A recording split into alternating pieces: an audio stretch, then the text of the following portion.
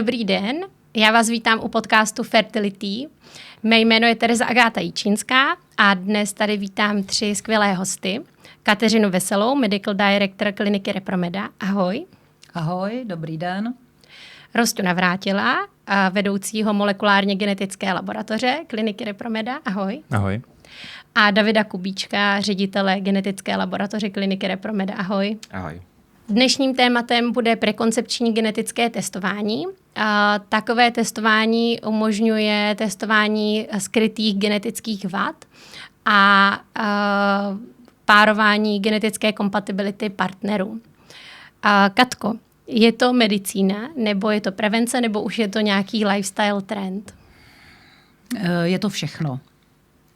Historicky vlastně, když si to tak zrekapitulujeme, tak reprodukční partneři příliš nepřemýšleli o těch možných důsledcích. Samozřejmě v určité době se dozvěděli budoucí rodiče, že existují nějaké dědičné vady, vrozené vývojové vady, onemocnění, která se prostě v těch rodinách dědí, ale nebylo nějaké preventivní řešení, takže bych řekla, že historicky o tomhle budoucí rodiče nepřemýšleli. Ale ve fázi, kdy je pomoc v tomto ohledu možná a nejenom léčba některých těch nemocí a vad, ale zejména prevence, která je nejefektivnější, tak to přešlo kompletně do portfolia reprodukční medicíny a jestliže to reprodukční medicína začala dělat, pak to přechází i do toho lifestylu a mezi lidmi, mladými lidmi, někdy i ne úplně mladými lidmi, kteří plánují rodičovství, což je dnes běžné, se ta informace už rozšířila, takže žijem v lifestylu. Katko, já jsem v úvodu řekla, že je to testování skrytých genetických vad, ale co si pod tím vlastně můžeme představit? Co vlastně umíme testovat? Umíme testovat geneticky lecos, ale abychom vysvětlili jednoduše princip tohoto testu, každý jsme přenašeči nějakých patogenních variant naší DNA. Je to určitá změna, která je změnou od té normální varianty a ta může podmiňovat dědičné onemocnění. Pokud jsme zdraví přenašeči, máme změněnou na jednom genu tady tu informaci a to neznamená, že jsme nemocní, ale že jsme opravdu zdraví přenašeči. Je tomu tak u většiny onemocnění. Samozřejmě je možné, a statistika prostě ukazuje, že se to pravidelně stává, že se potkají 2 partneři, kteří mají tu určitou změnu té normální varianty, oba 2, buď úplně stejnou změnu, nebo změnu kousek vedle na stejném genu a znamená to, že jsou v riziku, že se jim narodí dítě s velmi závažnou dědičnou chorobou a to tak závažnou, že ho to bude handicapovat sociálně, zdravotně v průběhu celého života a bude to představovat obrovský břímě pro celou tu rodinu. A právě na tohle je ten test zaměřen. A reprodukční partneři, pokud se zavčas před úmyslem uskutečnit tu reprodukci nechají otestovat, tak se mohou vyvarovat obrovských rizik a obrovských strastí, které by je v souvislosti s tím čekaly. Já myslím, že teďka jsi možná trošku vzala vítr z plachet našim molekulárníkům. Tak možná, Rostě, dá se říct, kolik průměrně takovýchhle onemocnění třeba člověk přenáší? Dá se to takhle říct? Je nějaké takové číslo? A řekni nám třeba typické nemoci, které takhle se recesivně dědí. To je dobrý dotaz. Ta statistika existuje. Je to průměrně, jsou to 2 závažné nějaké choroby. Ty nejčastější třeba, které známe a i z novorozeneckých screeningů, protože jsou opravdu velmi často, jak se screenují u těch novorozenců, tak to je třeba cystická fibróza nebo spinální muskulární atrofie. Jsou ty nejčastější a mnohdy taky nejzávažnější. A ta statistika ale říká jasně a v těch článcích, které na to vyšly, říká se, že jsou průměrně 2, ale to jsou opravdu ty známé a jasně patogenní varianty. Ale ve skutečnosti se může jednat už o desítky těch právě méně známých, méně závažných a ještě nepopsaných mutací u každého člověka. Potom samozřejmě, když se podíváme na tu statistiku a na ty pravděpodobnosti, že se páru narodí dítě s nějakým onemocněním, tak tam vidíme jasně, že zhruba 6 dětí z 1000 se narodí s vážným recesivním onemocněním. To znamená s takovým onemocněním, kde jsou rodiče právě skrytí přenašeči, tak jak říkala Katka. A sami to o sobě neví. Mm-hmm. Mě teďka ještě napadá, myslím si, že řada posluchačů zná takové ty screeningové testy u miminek, když už se miminko narodí, že se bere vlastně ten test krev z patičky. Davide, můžeš třeba vysvětlit trošku rozdíl mezi tímhle, protože taky vlastně tím zjišťujeme podobné nemoci, ale až po narození toho miminka. Můžeš třeba říct trošku ten rozdíl? Super, pěkný dotaz. Ten rozdíl je v tom dopadu. Když děláme novorozenecký screening, tak vlastně diagnostikujeme to onemocnění u toho narozeného dítěte. Když děláme prekoncepční genetický screening, tak zjišťujeme ty vlohy, ty rizika a můžeme potom nějakým způsobem jednat ještě před tím narozením a můžeme se snažit ty rizika snížit anebo ovlivnit, aby se nám dítě s tímto genetickým narozením narodilo. Takže jde o to, v jakém okamžiku a jaká je potom ta možnost té volby. Při novorozeneckém screeningu potom můžeme pouze léčit, už nejde o prevenci, ale career screeningy jsou vlastně o té prevenci, že to riziko zjistíte dopředu a můžete s tím rizikem, které víte, nějakým způsobem potom naložit. Mm-hmm. Já myslím, že možná ještě nezazněly ty konkrétní nemoci, které třeba pacienti nebo klienti nebo lidi obecně znají.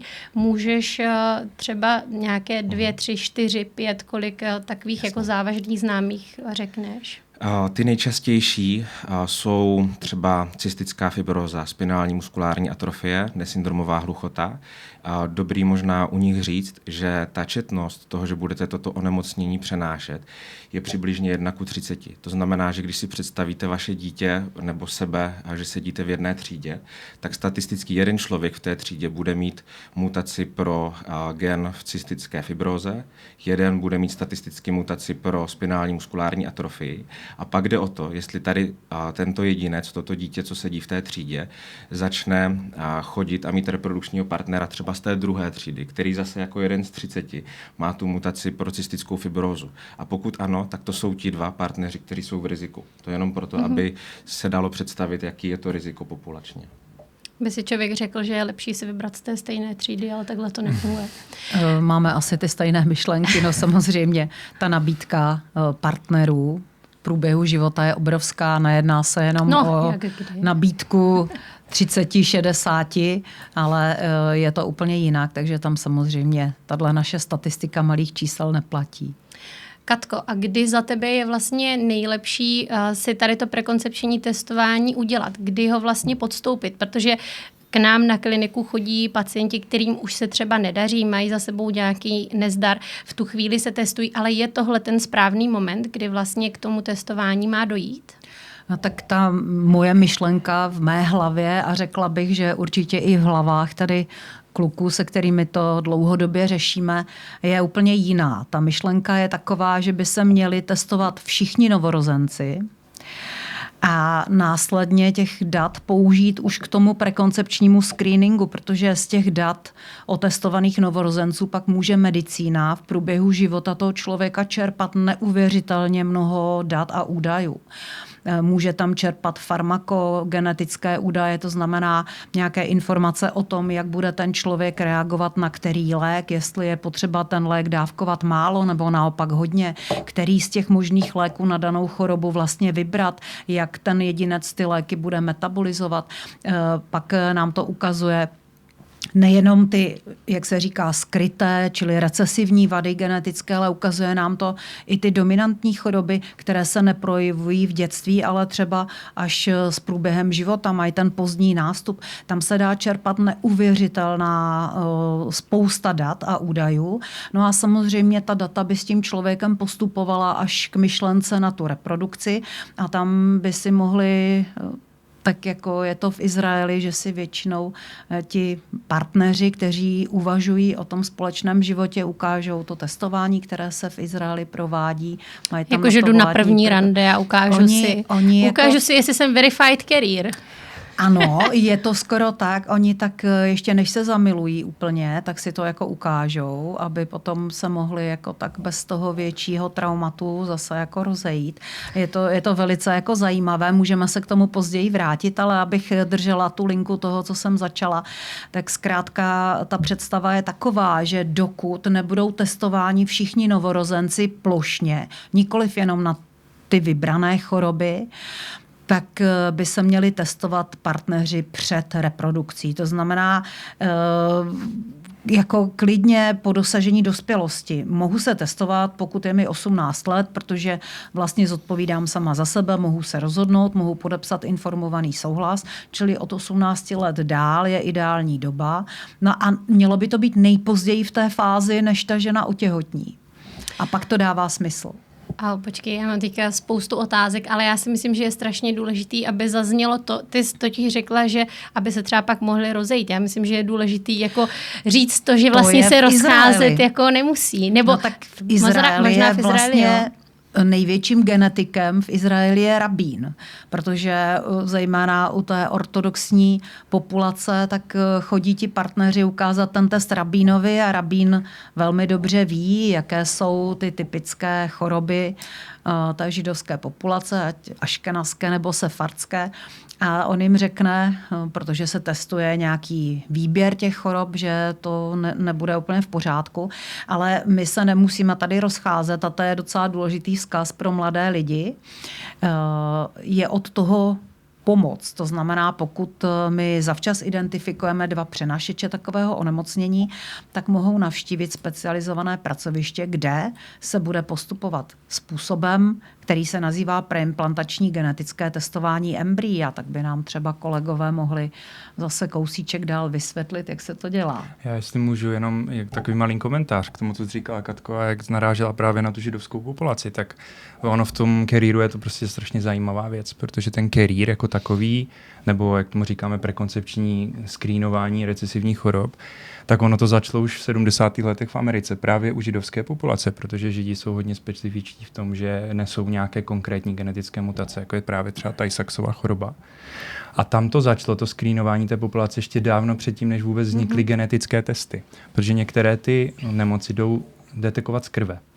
A tam v synagogách, tehdy v 70. letech, ta židovská americká populace se screenovala právě z krve na to, jestli nejsou přenašeči té Tay-Sachsovy choroby. Oni dokázali ty přenašeče u těch párů identifikovat a potom prenatálně oni byli schopni to testování udělat i z amniocentézy. A v případech, kdy se prostě to tak potkalo a ta pravděpodobnost, že 2 přenašeči budou mít postižené dítě je 25%, tak v případě, že oni měli ten test pozitivní z té amniocentézy, tak už v těch 70. letech oni byli schopni tomu zabránit. A tímto způsobem už takhle dávno v té Americe snížili tady jenom toto jedno konkrétní onemocnění o 90% v té populaci. Takže to je jenom takový komentář k tomu, že ten career screening už tady máme opravdu dlouho. Možná ještě nezaznělo, že ten náš career screening se jmenuje Panda. A Davide, ještě možná řekni, jaký vlastně možnosti ten pár má ve chvíli, kdy zjistí, že vlastně řekněme je nekompatibilní geneticky a oba 2 ti partneři jsou přenašeči toho stejné mutace v tom genu. Jasně. A já začnu možná ještě i taky trošku komentářem k tomu, jak se ptala, pro koho je to vhodný, tak, nebo kdo by se mohl testovat. Tak mně se líbí to doporučení americké odborné společnosti, které říká, že vlastně každý plodný pár by měl být informován o tom, že tyto testy existují a vědomě se rozhodnout, jestli se testovat chce nebo ne.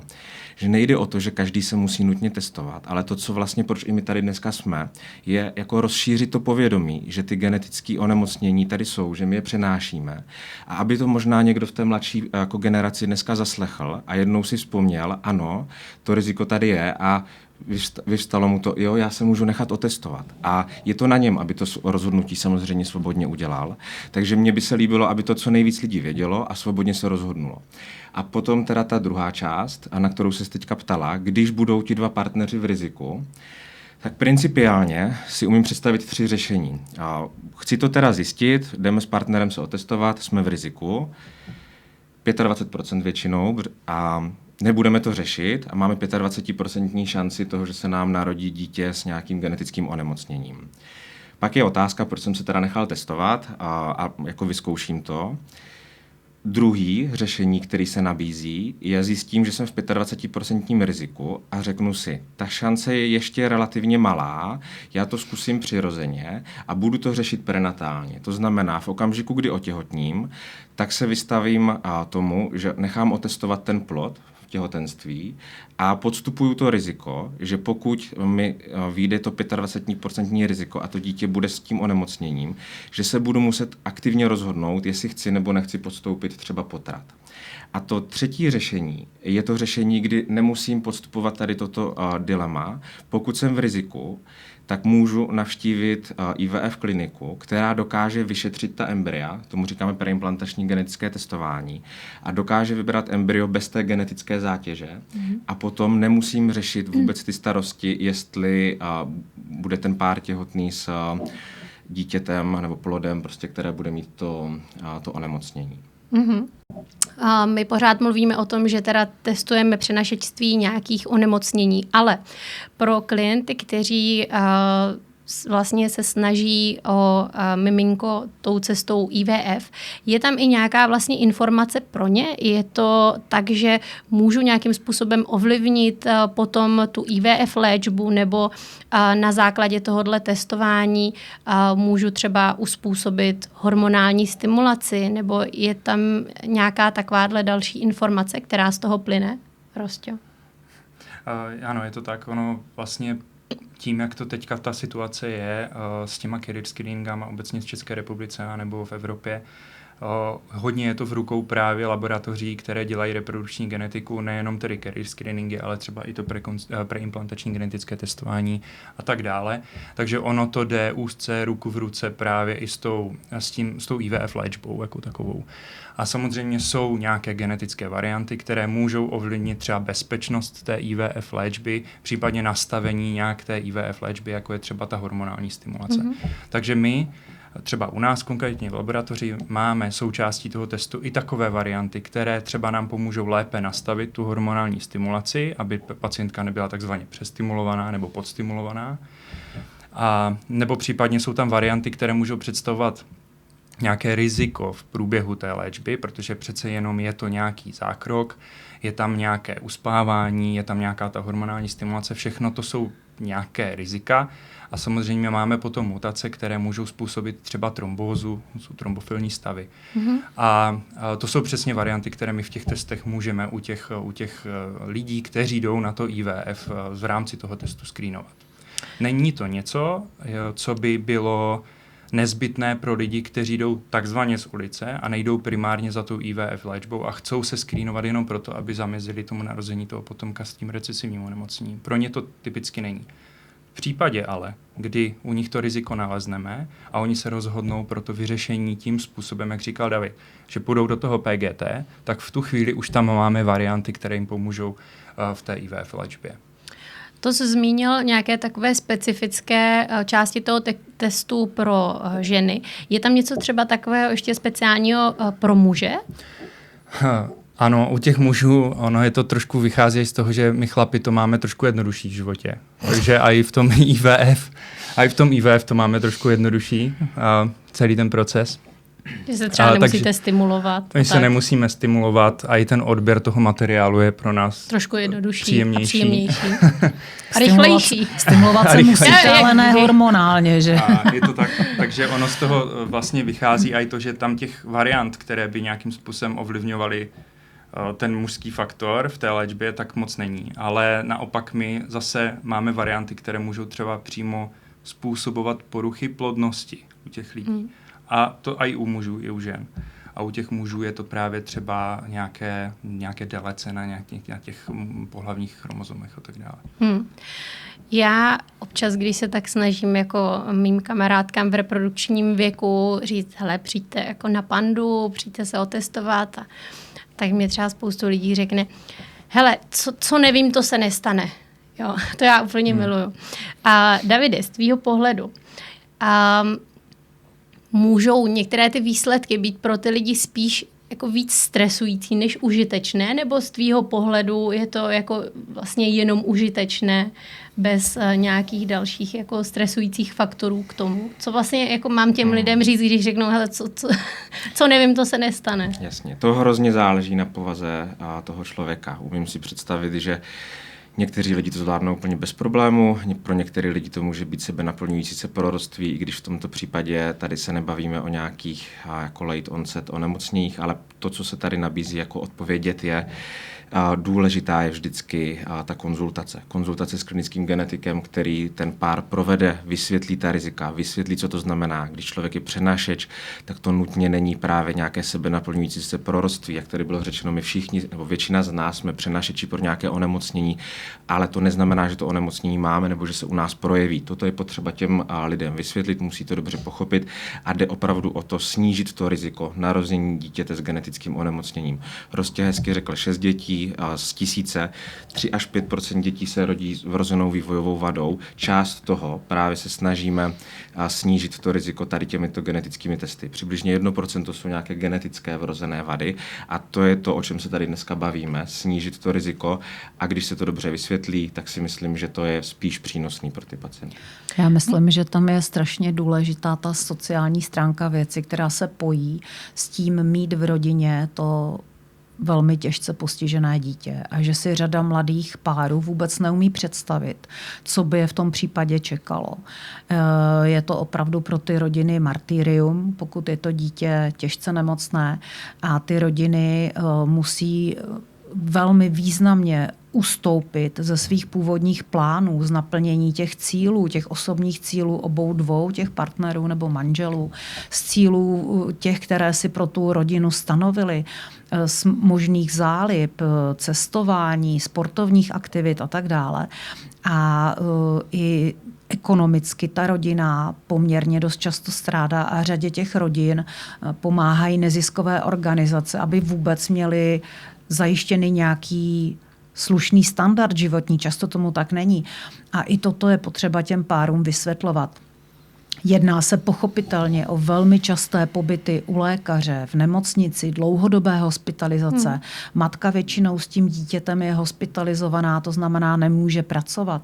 A tyhle věci jako velmi vyvažují, se domnívám, ten úvodní stres z toho, že se nechám testovat a něco se dozvím. A také podle mě velmi výrazně vyvažují ten stres z toho, že musím sáhnout do peněženky, respektive dnes do kreditní karty, nebo si pípnout zaplacení provedení toho testu, protože zdravotní pojištění veřejné tyto komplexní testy nehradí. Asi je dobré na to ty lidi upozornit, aby si uměli tu projekci udělat a uměli to vyhodnotit. To jsou ty vlastně známé sbírky charitativní. Myslím, že jedna z nejznámějších byla ta sbírka na Maxíka. Myslím, jak se jmenuje ten lék na spinální muskulární atrofii? No, jsou dva, Zolgensma a Spinraza. A stojí? Zhruba 60 milionů korun teďka. V dnešní době už je to trošku méně. Je to vlastně princip genové terapie a dá se říci, že ta vzácná onemocnění jdou právě cestou léčby pomocí té genové terapie, aspoň tam, kde je to možné. Nicméně ono je to stále ještě v začátku, ta léčba je stále ještě považována za experimentální. A jelikož teprve nedávno byly podány ty první dávky léků malým dětem, musí se to také provést do určitého věku, tak ještě nemáme vůbec dobré a ověřené informace o tom, jaký bude vývoj těch dětí, jestli opravdu ta aplikace v tom dětství bude dostačující a nakolik se to onemocnění zastaví nebo zpomalí. V každém případě ale tak to je jenom spinální muskulární atrofie, je spoustu dalších onemocnění, kde je vůbec... Je to jenom právě zmínka o léku na tu spinální muskulární atrofii a na drtivou většinu těch onemocnění nemáme. Zatím žádnou léčbu nemáme. A ani tady v tom případě nevíme ty konečné důsledky, jak se ten zdravotní stav bude vyvíjet. Já když jsem se díval asi rok zpátky na náklady zdravotních pojišťoven právě na pacienty s vrozenými genetickými onemocnění, tak je zajímavý možná zmínit, že z 20 nejnákladnějších pacientů jich přibližně 2/3 byli právě pacienti s vrozeným genetickým onemocněním. Takže opravdu to dokresluje tu náročnost, kterou nejenom ten systém, ale i ta rodina prostě potom musí podstupovat, prostě musí pravidelně prostě chodit na nějaké zákroky, léčbu a je to opravdu jako ta zátěž a ten management té léčby je prostě opravdu jako náročný.